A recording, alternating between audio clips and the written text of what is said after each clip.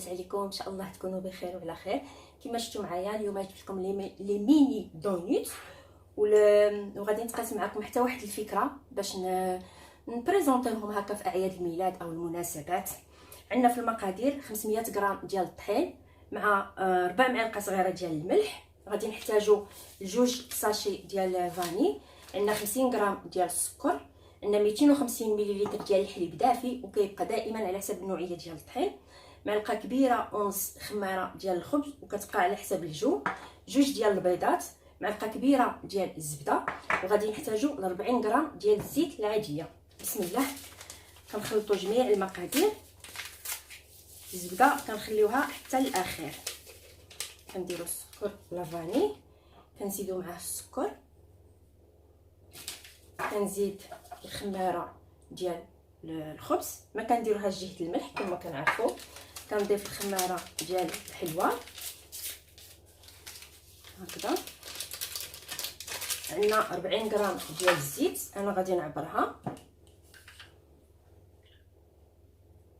كنحتاجوا 40 غرام ديال الزيت. كما كنت درت معكم الفيديو ديال الترموميكس، فيه كلشي، فيه ميزان، فيه كلشي، يعني غير في آلة وحده كنديروا كلشي، كنعبروا، كنطحنوا، كنديروا اي حاجه بغينا. صافي. من بعد غادي ندير، لا عفوا نزيد هذا البيض، نسيتو، نحاول نخلط هذا البيض شويه، عاد نضيفوه، انا غادي نخلطو هنايا، من بعد كنضيفو. صافي. كيبقى لي الحليب والزبده حتى الاخير. غادي نسد. اللي عندها الترموميكس راه غتستعملوا، اللي ما عندهاش كدير العجانه عادي. كنمشيو لجهه البيتخان، كنديروا 3 دقائق، كنريقلو 3 دقائق صافي، وكنخليوه يخدم.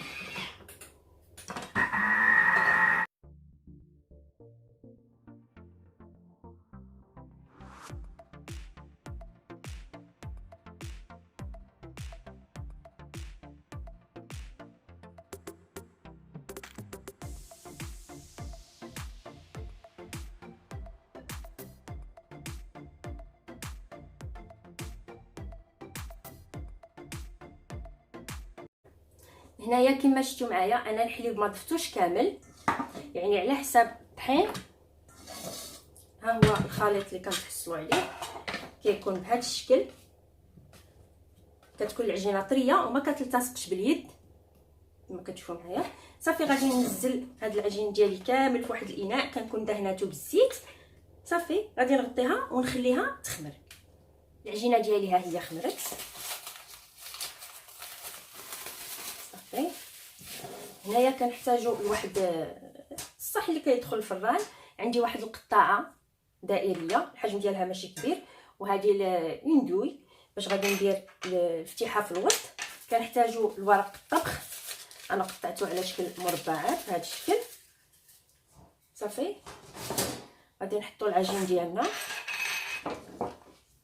تقدروا تورقوا العجينه بين جوج ورقات ديال الطبخ، ومن بعد تقطعوا لي دونيت، تقطعوهم بالبابي وتهزوهم، اولا ديروا كما غادي ندير انايا.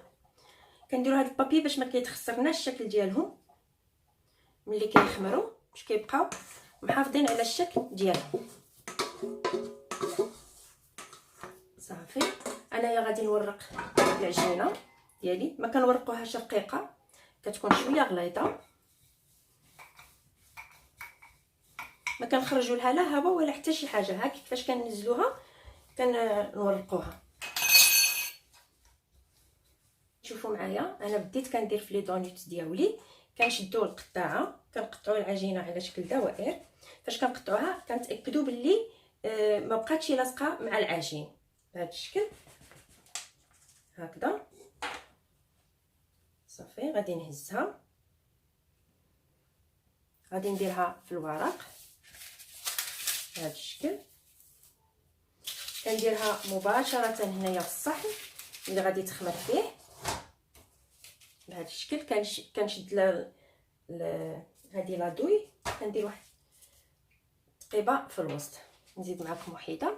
صافي. وكنكمل بنفس الطريقه، نتاكدوا باللي ما راهاش لاصقه مع العجين. كنديروها هنا، انا خاصني ندير لها واحد الطريف راه لاصق هنا هكذا صافي. وكندير ليها واحد تقيبه في الوسط. كنبقى مكمله حتى نكمل الكميه ديال لي دونيتس اللي عندي، نغطيهم نخليهم يخمروا تقريبا لمده ديال 15 دقيقه على حساب الحراره ديال الجو اللي كتكون عندكم في المنزل. ونتلاقاو ان شاء الله باش نقليوهم.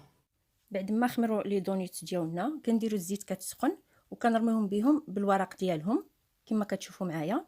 غادي نضيف الثانيه، كنتسنى عليهم غير واحد شويه، من بعد كنقلبهم وكنزول هذاك الورق كيزول بسهوله. هنا انا درت الشوكولا بيضاء والشوكولا بالحليب، ويقدروا حتى الوليدات يعاونوكم في التزيين، راه كيعجبهم الحال. انايا بديت كندير في الحامل ديالي. هنايا خديت كادر عادي ديال الصور عادي، درت له ورقه بيضاء من التحت صافي. وخديت هادو ديال لي فاتر جداد، خديت البيستول او شيكول كتكون عندكم، تقدروا تشريو بحالهم، راهم ديال اللوح متواجدين في الاسواق. انا ما صدتهمش، ديبانيت غير بهادو صافي. كنعبروا كنشوفوا شحال بغينا حنايا نحطوا في الكادر وعلى حساب الكبر ديال الكادر ديالنا صافي. انا بقيت عبرت من هنا 6 سنتيم ومن هنا 6 سنتيم. ولا شفتوني هنايا راني دايره واحد النقيطه كحله، ها هي فيها. غادي ندير لاكول، نجيب وحده بحال هادي ونرجع. هنايا كما قلت لكم غادي ندير لاكول هكذا، نزيد واحد شويه صافي. وهذه كنثبتها مزيان هنايا، كنضغط عليها شويه بيدي حتى كتثبت مزيان. ولا كانت شي زياده كنزولوها. كيكون هذا هو الشكل ديال حامل لي دونيت ديالنا، وهذا هو الشكل النهائي حامل اللي عدلت معكم. فكره بسيطه وما كيكلفش. هادو دوك القليبات اللي كيكونوا في وسط لي دونيت ديالنا، انا ما رميتهمش، قليتهم ودرتهم في السكر كلاصي، من بعد درتهم في هاد الاعواد، كيجيو حتى هما زوينين وكيجي المنظر مبدل. نتمنى ان شاء الله الوصفه اللي حضرت معكم تعجبكم وتجربوها، راهم كيجيو لذاذ. وكنقول لكم شكرا على الدعم والى التواصل، والى وصفات اخرى ان شاء الله. مع السلامه.